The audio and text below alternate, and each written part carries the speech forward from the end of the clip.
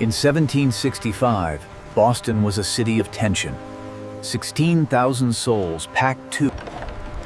For Daniel, a rope maker's apprentice, life meant endless labor, twisting hemp from dawn until dark, while The redcoats were everywhere, reminders that Boston was no longer fully its own.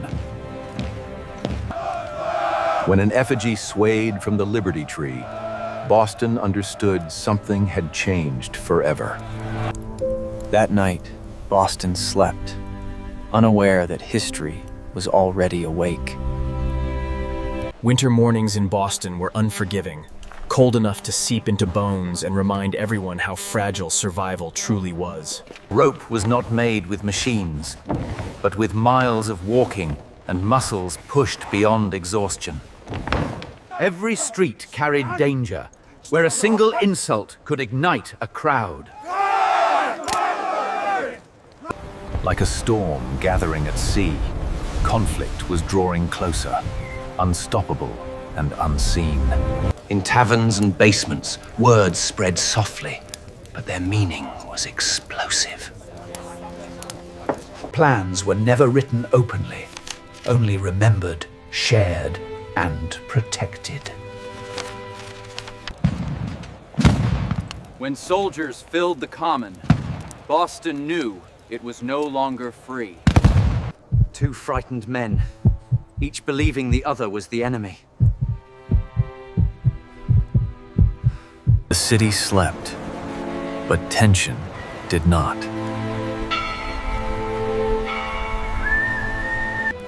Winter deepened the hardship, but the occupation deepened the anger. Everyone felt it, the sense that something was about to break.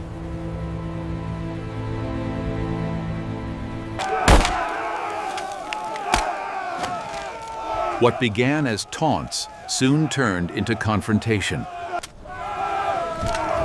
In that frozen moment, history balanced on a single breath.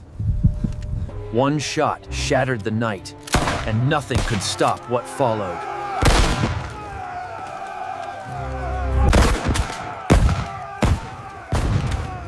Within seconds, the street became a battlefield. The snow turned red, marking a moment Boston would never forget. When morning came, Boston awoke to a new reality. Boston fell silent, not from fear, but from grief. 10,000 people walked together, one city, one grief. They were buried together, as they had fallen together. Grief gave way to resolve, and resolve would soon demand action. From sorrow grew something stronger, a cause no empire could silence. Images became weapons, etched not with ink, but with anger. The image traveled faster than any army, through taverns, ports, and colonies. From Boston to the southern ports, the message was clear. This could happen anywhere.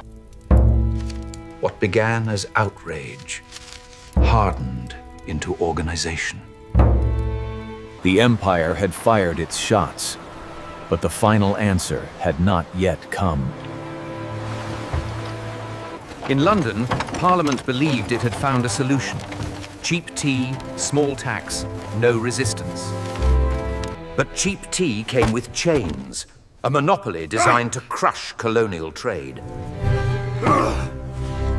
Boston recognized the trick immediately and refused to swallow it.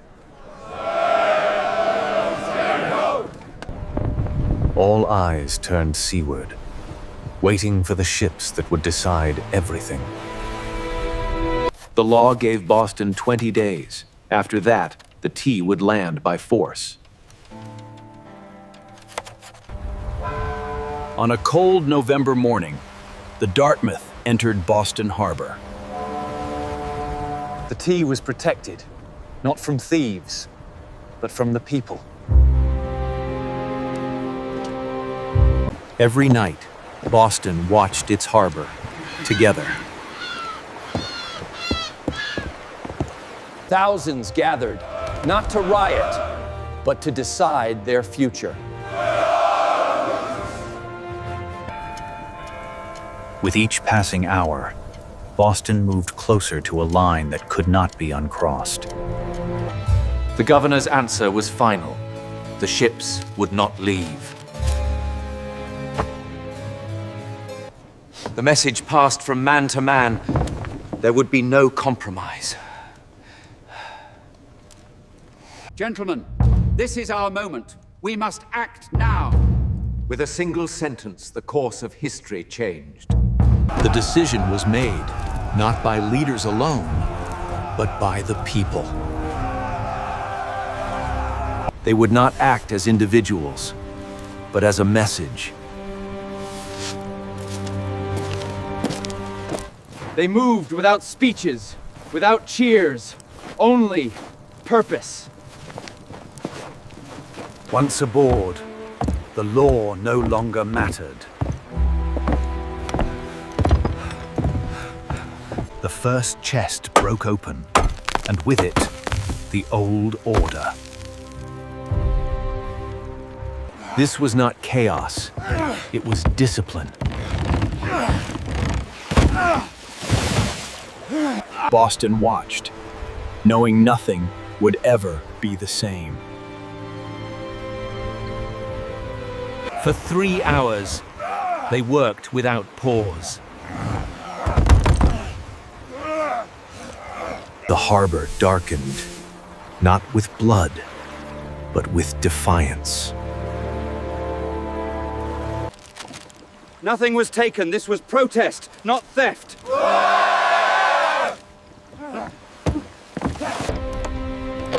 They destroyed only what symbolized injustice, and nothing more.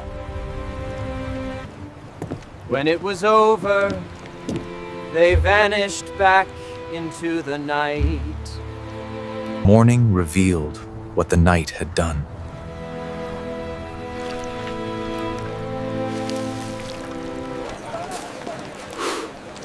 For days, the scent of tea drifted through the city. The Crown's authority had been openly defied. 3,000 miles away, anger exploded. The Empire would respond, not with compromise, but with punishment.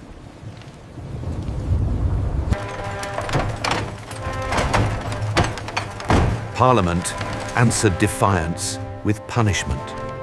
The harbor, the city's lifeline, was sealed shut. Merchants failed. Workers starved.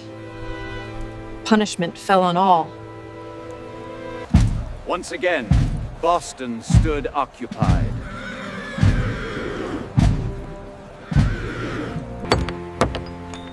Boston was no longer governed, but ruled. Boston did not stand alone.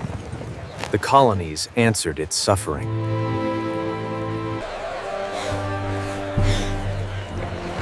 What the empire closed, the people reopened. Ideas traveled faster than armies, linking 13 colonies into one. What began as a Boston crisis became a continental cause. Aid soon turned into preparation, for war was no longer unthinkable. When the powder was taken, the message was clear.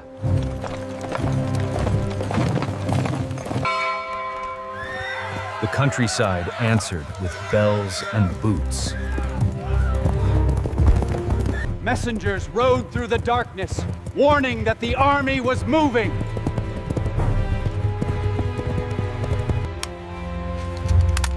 Men left plows and hearths, answering a call they never sought. As dawn approached, two worlds marched toward each other. At dawn, farmers faced the Empire. Disperse, ye rebels! Lay down your arms! No one knew who would fire first. The shot that changed the world was fired.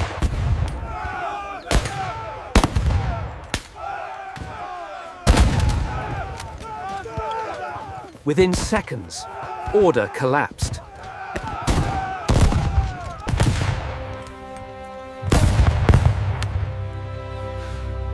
There was no turning back. The column pushed forward, believing the danger had passed.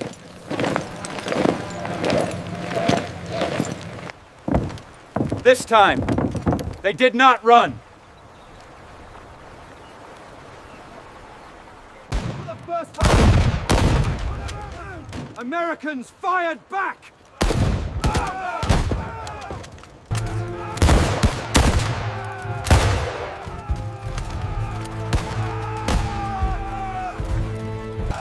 By nightfall, an army had been born. Boston awoke surrounded.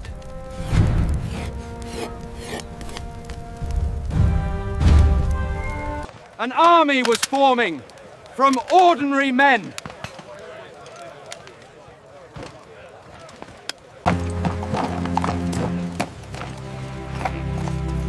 A Virginian took command of a New England army. Through the night, they prepared.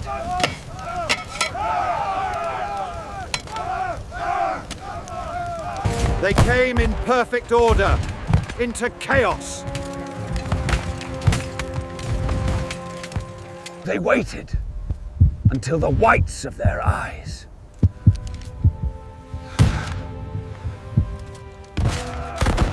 The hill was taken, but at terrible cost. Both sides understood. This war would not end quickly. From blood and fire, an idea took shape. It began with ordinary people who refused to be silent.